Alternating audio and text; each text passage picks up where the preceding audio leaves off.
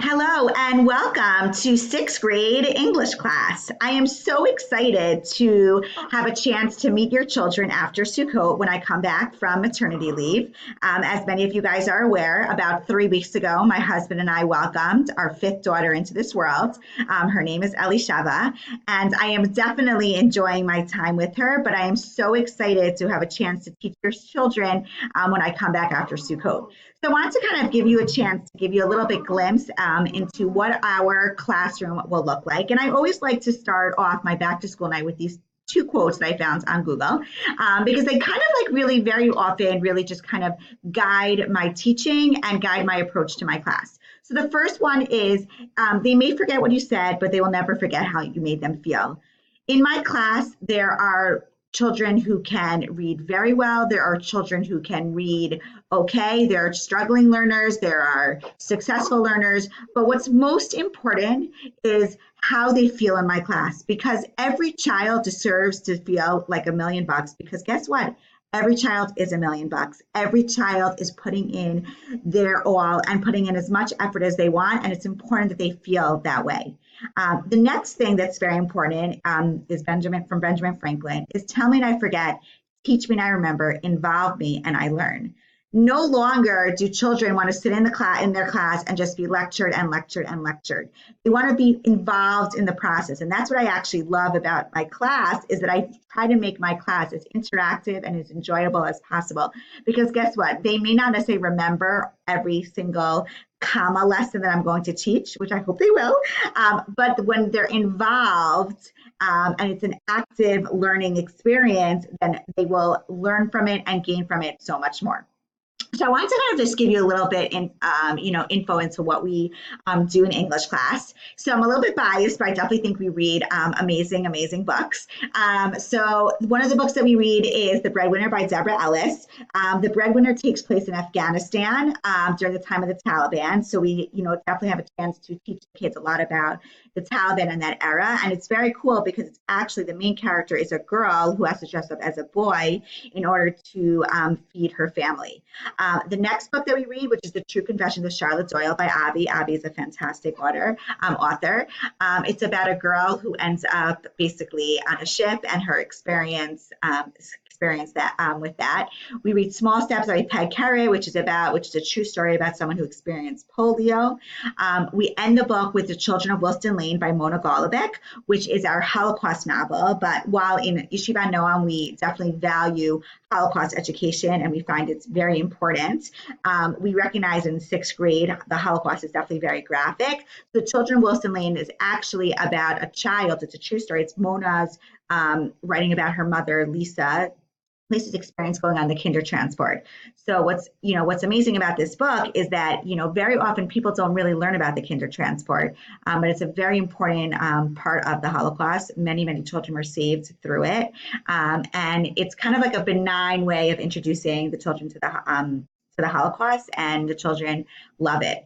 This year, I'm super excited that we're actually doing a new book called 11. It's actually appropriate to be talking about this book actually on September 11th. It's a book about September 11th. It's actually told from two points of view. It's told about a boy who kind of like throughout the book is slowly learning that September 11th happened. The book takes place on 9/11. As the Twin Towers are falling and then the subsequent aftermath of it. So it's two points of view. One point of view about a boy, and then the other point of view is from a man who survived the Twin Towers. And until the end of the book, you don't know the relationship between the boy and the man. And ultimately, we do find out how they are related. And it's a fascinating introduction to 9/11. It helps the children understand in an age appropriate level what's going on, and it's a way to teach them about points of view and perspective in the light of tragedy, and I'm very excited to have the opportunity to plan this book and to read it with the students. Last year, I started this new initiative called Racing to Read, or R2Rs, if any of you guys have heard about it. So basically, it's so important to read, and we want the children to be reading all the time, but reading should not be this experience that is that you dread and that's completely not enjoyable. So actually last year I actually got rid of book reports. Woohoo! But don't think that doesn't mean that they're not going to read. Instead of calling them, but really instead of giving book reports, I gave what's called an R2R. And R2R was basically I assigned a book. I gave the children about 3 weeks to read it, and it was a very short, I guess, follow-up activity, very specific, whether it was about character or plot or whatever it was, but it was meant to be an extremely low risk, low level of frustration experience. It was a very easy activity they had to do because the purpose was really to read and the purpose was to really enjoy. And I remember after the first R2R, the kids were like, that's it. This is going to take me 10 minutes. I'm like, that's the point. It should take you 10 minutes because I want you to read. I want to make sure you're understanding what you're reading, but reading should not be a cumbersome, not enjoyable experience. So we have R2R, but we also have Race to Read, in which by January, we are going to try to see if collectively all of the students in sixth grade can read 100,000 pages of independent reading books. Believe it or not, last year by January, we got to 103,000. And then from January to June, we got to about, I believe, 107,000. So my goal this year to up it up a little bit is that by January, I want to see if our class can read 105,000 pages. And I know it sounds like beyond overwhelming. It actually adds up very quickly, especially if you have a lot of Harry Potter fans. And it's kind of like a way to get them excited about reading, to encourage. We have a lot of wonderful, wonderful readers in this school. The lower school has really inculcated a tremendous love of learning, a love of reading, and we want to kind of like expand on that. So I'm very excited. In addition to reading, we also do a lot of writing.